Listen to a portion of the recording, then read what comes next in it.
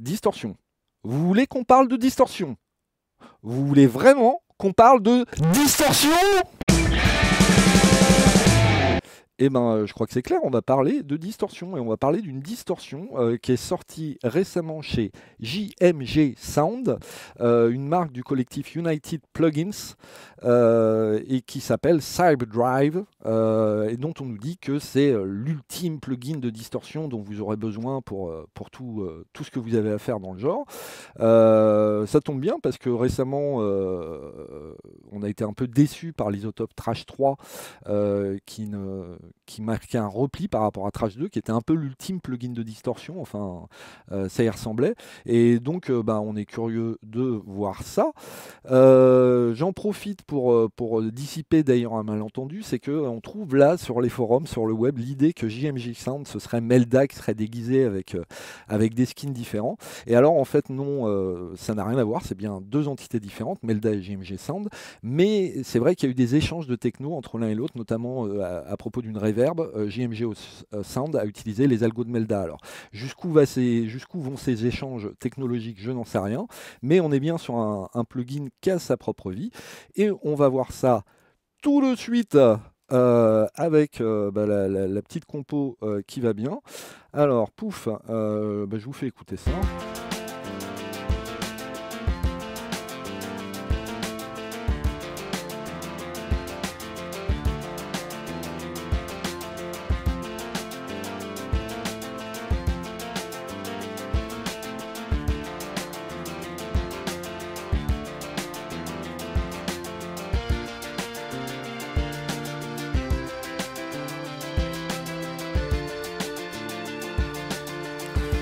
Et alors juste pour que vous voyez avec ou sans, donc ça c'est sans la distorsion. Alors oui, il y a une différence de gain, donc c'est dur de se rendre compte, mais on entend quand même que voilà, il y a vachement moins de texture.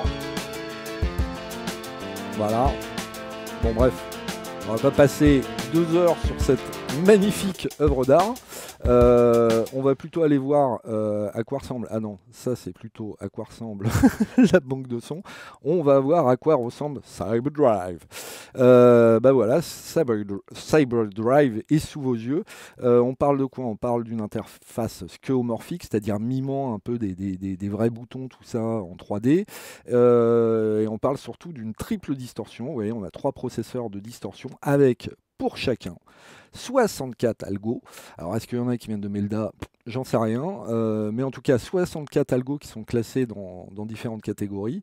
Alors, on a des trucs qui sont plus des distos orientés guitare, hein, là, ou des pédales. On a des choses barrées. Et puis, on a voilà, des choses qui vont juste servir à colorer un peu le son, à lui donner un peu de chaleur, comme on dit. Voilà, plus soft.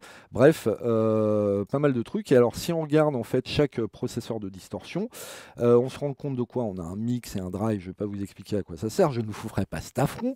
On peut aussi définir à quel niveau on rentre et on sort de l'étage. Et puis, on a contrôle. Alors, contrôle, il va agir sur des paramètres différents en fait, suivant l'algo. Donc ça, c'est voilà, ça c'est intéressant. Même si on aurait aimé que ce soit un peu plus documenté, savoir exactement sur quel, parce que parfois ça va être la fréquence de coupure d'un filtre ou la résonance ou des choses comme ça. Et puisqu'on parle de filtre, eh ben, chaque processeur de distorsion est flanqué d'un filtre passe-haut et d'un filtre passe-bas, d'une compensation de gain, voilà, de la possibilité d'activer un mode clipper. Et vous voyez, en fait, ça c'est intéressant, on peut être soit en mode filtre, c'est-à-dire que tout ce qui sera rejeté par le filtre n'existera plus, ou en mode multi. Et dans ce cas-là, en mode multi, en fait, ça se comporte en fait entre les 3 distorsions comme vraiment une distorsion multibande. Alors, c'est super bien qu'on puisse le faire. Ce qui est juste dommage, moi je sais que j'aurais préféré une représentation graphique, comme on la trouve dans Saturn, de FabFilter, ou dans beaucoup en fait de processeurs multibandes, hein, que ce soit des compresseurs, des limiteurs ou des distorsions, avec cette représentation graphique. On voit le spectre et puis on a à gauche les graves, au milieu les médiums et puis à droite les aigus. Là c'est pas le cas. Bon, voilà, ça aurait pu être mieux. Vous voyez que sur les pentes de filtre, on va jusqu'à 96 dB par octave, ce qui est quand même, on peut appeler ça un filtre mur de briques. Inutile de vous dire que ça coupe sévère à ce niveau-là, et que clairement ça crée sans doute des problèmes de phase, tout ça, machin, mais on s'en fout parce qu'on est là vraiment on n'est pas dans un processeur pour le mastering. Alors vous pouvez sans doute l'utiliser pour réchauffer vos masters hein, sur la piste maître, mais on est quand même dans une disto créative. D'ailleurs, j'en profite pour vous dire que on a un inverseur de phase, on a un truc pour gérer le DC offset, mais on est loin d'être dans le raffinement de ce que propose un process audio qui essaye d'aligner la phase entre le signal dry et wet à la fin pour avoir vraiment aucune perte de fréquence. Là, on n'est pas du tout là-dedans, c'est pas aussi raffiné que ça.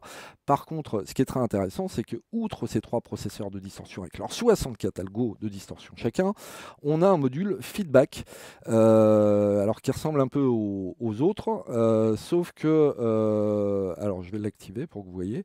C'est quoi? C'est un délai, enfin ça va vous servir à créer, oui, du Larsen, façon Larsen de guitare, et puis à réinjecter le signal, hein, comme on le voit dans un délai, donc à faire tout un tas de trucs assez intéressants en termes de texture.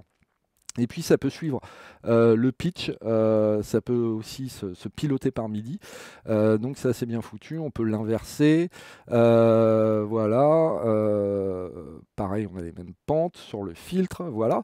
Et enfin on a une sympathique section d'effets avec là des traitements dynamiques. Alors ça va gate, transient designer, maximizer, limiter, compresseur. Alors à chaque fois, vous voyez, il n'y a pas des masses de réglages, mais c'est largement suffisant pour ce genre de plugin.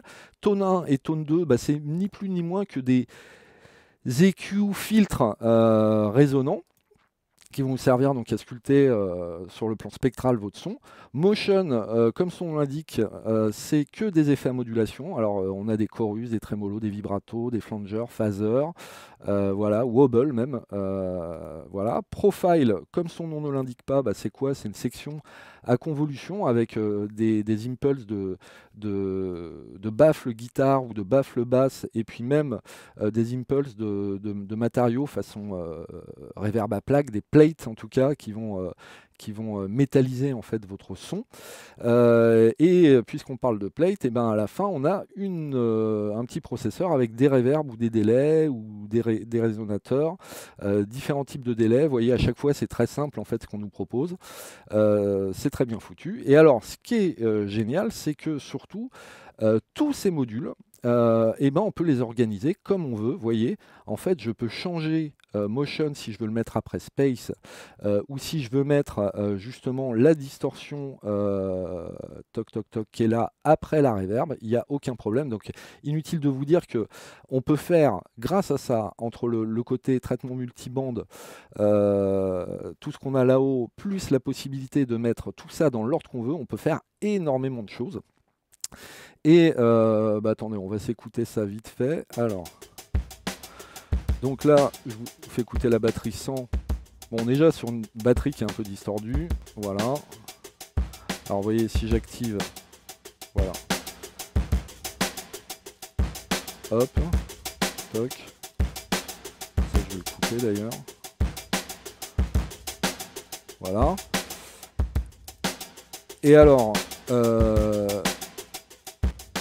qui est intéressant, c'est qu'on a une position random qui nous permet, voilà, vous voyez qu'on peut aller sur des trucs très brutistes, et qu'on a évidemment des presets. Alors là, moi, ça me fait, c'est là où la légende va continuer, la rumeur va continuer, hein, c'est que ça fait un peu penser à Melda, tout ça. Voilà. Là, on est sur le groupe, mais là, on va être plus sur le hat.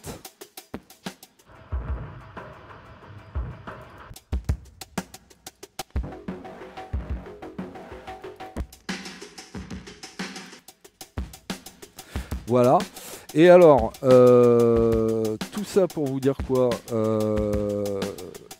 grosso modo, voilà, c'est assez puissant, et ça permet quand même de faire énormément de choses dans des genres très différents. C'est-à-dire qu'on peut vraiment aller du côté lo-fi, beat crushing et tout, comme du côté juste réchauffer un peu le signal. Alors, une des petites réserves que j'aurais, en dehors de ce que je vous ai expliqué là sur la façon dont le multiband est représenté. Attendez, où je suis? Ah, voilà, c'est là que je voulais être. Alors, là, j'ai mis une guitare virtuelle, j'en suis désolé, mais voilà, c'était ce que je voulais vous montrer, c'est qu'on va aller là, dans la guitare électrique. Alors, je vous fais écouter sans ce qu'est la guitare électrique. Bon, je suis d'accord, ça ressemble pas à une vraie guitare, mais ce que je vais vous montrer en tout cas,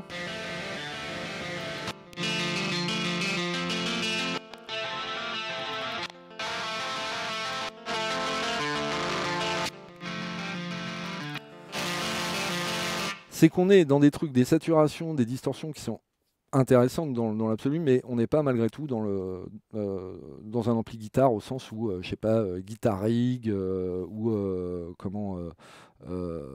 les trucs de Neural DSP sont des simulateurs d'ampli guitare. C'est-à-dire, il suffit pas de coller un algo de Tube Screamer et de l'envoyer dans un cabinet Fender pour obtenir en fait un truc qui ressemble à un ampli. De manière générale, c'est assez bruitiste et moi, c'est pas un plugin que j'utiliserais comme ampli virtuel, même s'il y a des choses très intéressantes à faire pour la guitare avec. Voilà, donc ça c'est une des réserves que j'aurais. Et puis l'autre réserve, mais ça je vais vous montrer ça avec ce son là. Pouf, pouf, toc, tic, touc, hop, hop, hop, voilà. Alors, je vais vous faire écouter ce son là, dry. Alors il y a un peu de mouvement sur le son, vous voyez, mais hop.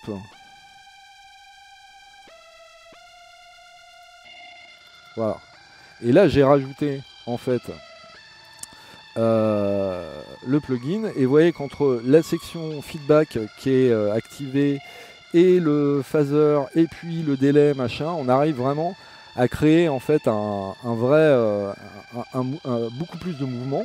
Donc c'est intéressant et donc il y a possibilité de créer du mouvement, mais moi j'aurais adoré disposer en fait peut-être de LFO, d'enveloppe pour pouvoir piloter en fait les différents paramètres du soft, tous les boutons, tous les faders, pouvoir faire varier, je sais pas, la résonance du filtre ou sa fréquence de coupure, enfin, c'est pas le cas. Et bon, voilà, c'est un truc qui manque, hein, c'est pas parfait, mais c'est quand même déjà très bien, et je vous ai pas dit le meilleur, c'est... Si je voulais vous en parler, c'est qu'il est encore en période de lancement là, et qu'en fait, il est vendu 100 balles normalement ce plugin, ce qui est franchement très correct parce que je vous dis, on est face à quelque chose de très polyvalent, sauf qu'en offre de lancement, il est vendu 15 balles. Et alors là, si vous n'avez pas, si vous n'êtes pas très riche côté plugin de distorsion, si vous cherchez un truc voilà, un peu polyvalent, un truc comme ça à tout faire, 15 balles, c'est un peu un no-brainer. Bref, on va en tout cas passer à la conclusion avec, il faut l'admettre, hein, une distorsion extrêmement polyvalente que ce Cyberdrive. Ça permet vraiment de faire beaucoup de choses, des plus sobres aux plus barrés, aux plus bruitistes, parce qu'il y a beaucoup d'algo, je vous dis 64 x 3 modules, il y a de nombreux modules, c'est-à-dire que voilà, on a les 3 modules de distorsion, on a aussi le module feedback et on a toute la section d'effets derrière, et la possibilité de modifier le routing de tout ça, donc de faire des choses très intéressantes, hein, au sein d'une interface qui, ma foi, est très compréhensible. Et ça sonne bien. Voilà. Et je vous disais, voilà, à 100 €, moi je trouve ça très honnête. Alors à 15 €, je trouve que c'est un no-brainer. Si vous êtes intéressé, si vous avez besoin d'un processeur de distorsion, évidemment. Côté point faible, eh ben, on aurait souhaité une interface plus parlante pour gérer le multiband. Moi, je trouve que la représentation graphique avec les basses à gauche, les médiums au milieu et les aigus à droite, bah, c'est quand même très bien, hein. Là, on fait ça un peu à l'aveugle. Ça remplacera pas une simulation d'ampli guitare dédié, je trouve. Alors même si là, j'ai pas pu vous faire écouter, mais même à jouer à la guitare comme ça reste intéressant dans une optique lo-fi en fait. Mais voilà, c'est pas si vous cherchez un ampli virtuel pour faire du Eric Clapton, vous n'y serez pas. Et puis, enfin moi j'aurais aimé disposer de LFO ou d'enveloppe, de suiveur d'enveloppe, pour pouvoir bouger un peu tous les paramètres de l'interface. Rien ne vous empêche de le faire avec, avec les automations dans votre séquenceur, hein. Mais c'est vrai que, bon, quitte à mettre des choses sur la liste du Père Noël, autant mettre ça. Et tout ça, nouveau, un 8 sur 10. Alors un 8 sur 10, j'ai envie de dire, à 15 euros, c'est quasi... c'est un bon 9 sur 10 en tout cas, c'est quasi un 10 sur 10. À 100 euros, c'est un 8 sur 10, voilà, ça peut encore être amélioré. Mais c'est un super plan. Et je ne sais pas quoi vous dire. Téléchargez la démo pour vous rendre compte par vous-même du super plan que c'est. Et n'hésitez pas à mettre un pouce à cette vidéo, à dire qu'elle est cool, à vous abonner au channel de Dufandine, à commenter la vidéo, à donner vos avis, peut-être après avoir essayé d'ailleurs le plugin, à en discuter. N'hésitez pas aussi à utiliser le lien, on vous met le lien pour l'acheter sur Plugin Boutique, parce que nous, ça nous permet de nous commissionner et puis de faire vivre le channel. Donc voilà, et puis quoi vous dire, eh ben, que je vais vous laisser là-dessus et qu'on va se retrouver pour un prochain ORLP. Ciao ciao!